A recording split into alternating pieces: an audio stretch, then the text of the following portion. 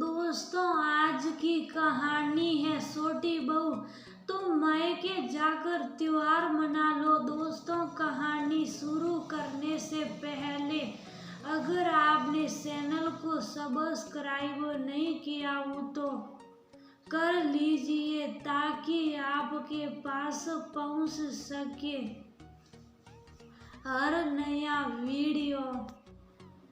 काव्या आज बहुत परेशान थी, बल्कि उल्टे तो उसको बहुत खुश होना चाहिए था क्योंकि ससुराल में उसकी पहली दीपावली थी। लेकिन वह बजाय खुशी के मन ही मन बहुत ज़्यादा परेशान भी हो रही थी क्योंकि मम्मी पापा उसकी याददाश्त में पहली बार इतने बड़े दीपावली के त्योहार में अकेले जो होंगे।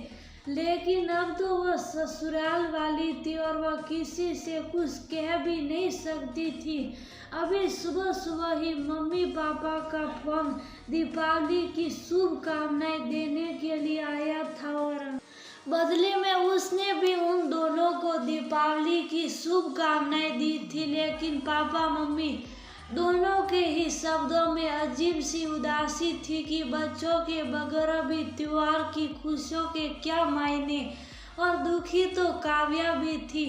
जानकी भी काव्या का उदास परेशान चेहरा देखकर कुछ सोच भी रही थी। काव्या अपने मम्मी पापा की लाडली बिटिया थी और उसका भाई भी अभी इसी साल लंदन MBA की पढ़ाई करने के लिए गया था। इससे पहले वह और उसका भाई कृतिन खूब मस्ती से पापा मम्मी के साथ हर त्योहार की खुशियों को मनाते थे। पापा उसकी और कृतिन की पसंद के खूब ढेर सारे पटाखे लेकर आते थे। लेकिन इस बार तो वह ससुराल में और कृतिन लंदन में। कृतिन तो साकर भी नहीं आ सकता और जा तो साकर वो भी नहीं सकती। बस यही सोच कर काव्या की आंखें बार बार भर आ रही थी। ससुराल में पूरा परिवार था। सास ससुर पति दो जेठानी और उन दोनों के 3 प्यारे प्यारे बच्चे। काव्या को ससुराल में बहुत अच्छा लगता क्योंकि यहाँ पर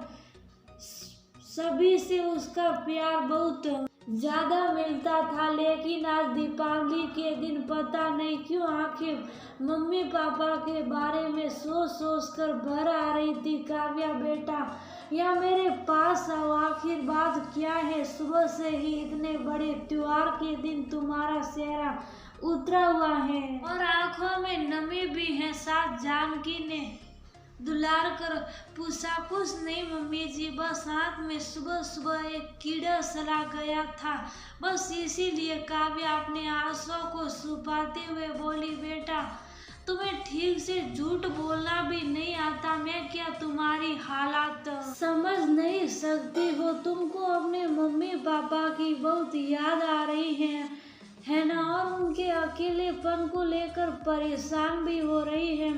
मैं सच कह रही हूँ ना? जानकी ने काव्या का चेहरा ठुड़ी से उठाकर ऊपर करते हुए कहा। मम्मी जी, सास के इतने प्यार भरे शब्दों को सुनकर काव्या अपने आंसुओं को रोक ही ना पाई। मम्मी जी, आज शायद हम भाई बहन के होने के बाद पहली बार मम्मी पापा किसी त्योहार में अकेले होंगे। तो बेटा, तुम मायके जाकर अपने मम्मी पापा के साथ त्योहार मना लो। कौन बहुत दूर है? जानकी एक समझदार की सास की तरह बोली क्योंकि काव्या का मायका यही लोकल में ही था। लेकिन मम्मी जी, यहाँ पर भी तो मेरी पहली दिवाली है। क्या आप मुझको त्योहार में मायके भेज देगी? और सौरभ तो बहुत ही ज्यादा उत्साहित थे। खूब पटाखे लाकर रखे हैं। बेटा, मैं यहाँ की पूजा को भी नहीं मना कर रही। यहाँ की पूजा फटाफट निपटा लो और फिर जल्दी से अपने मम्मी पापा के साथ भी पूजा कर लो। और जाकर मैं तुमको भेज क्यों नहीं दूंगी? यहाँ तो मेरे पास मेरी और दोनों बड़ी बहुएं हैं और वहाँ तुम्हारे मायके में तो तुम्हारे मम्मी पापा के साथ पास कोई भी नहीं है, कृतिन भी नहीं। क्या मैं अपने समधी समधन और अपनी बहू को इतनी सी खुशी भी नहीं दे सकती। मम्मी जी, आप सचमुच कितनी अच्छी है जो आपने अपनी बहू की भावनाओं को समझा। बेटा, मैं एक सास से पहले किसी की बेटी हूँ और किसी बेटी की माँ भी हूँ। मैं भला एक बेटी और एक मम्मी पापा का दर्द नहीं समझूंगी तो भला कौन समझेगा।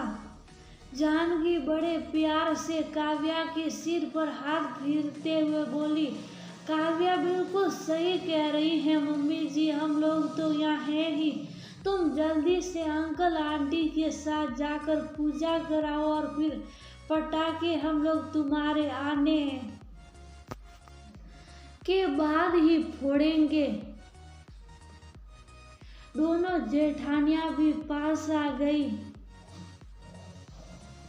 थैंक यू जीजी। काव्या तो इतना समझदार परिवार पाकर बिल्कुल अभिभूत ही हुए जा रही थी। अरे, कहीं बहनों से थैंक यू कहा जाता है। अब चलो जल्दी से 16 श्रृंगार करके तैयार हो जाओ, क्योंकि देवर जी बड़ी बेसब्री से तुम्हारे सजने धजने का इंतजार कर रहे होंगे और फिर जितनी जल्दी यहाँ की पूजा हो जाएगी उतनी ही जल्दी तुम वहाँ से भी पूजा करके लौट आओगी। भाई, हमारे देवर जी का ख्याल भी तो आखिर तुमको ही रखना है कि नहीं रखना। वो देखो उधर कितनी बेताबी से तुम्हारी ओर निहार रहे हैं। बड़ी जेठानी छेड़ते हुए बोली, जीजी आप भी। और काव्या तो शर्म से जैसे लाल हो उठी, क्योंकि सौरभ भी सामने खड़ा वसुधा की बातों को सुनकर काव्या को कुछ आंखों में इशारा कर रहा था। और थोड़ी ही देर बाद काव्या 16 श्रृंगार करके पूरे परिवार के साथ दीपावली की पूजा विधि विधान से कर रही थी। और यहाँ ससुराल की पूजा समाप्त होते ही सभी लोगों के शरण संप्रश करके आशीर्वाद लिया। और इसके तुरंत बाद ही वह सौरभ के साथ अपने मायके के भी पूजा संपन्न करवाने और अपने मम्मी पापा को भी कुछ पल खुशियों के प्रदान करने के लिए निकल पड़ी।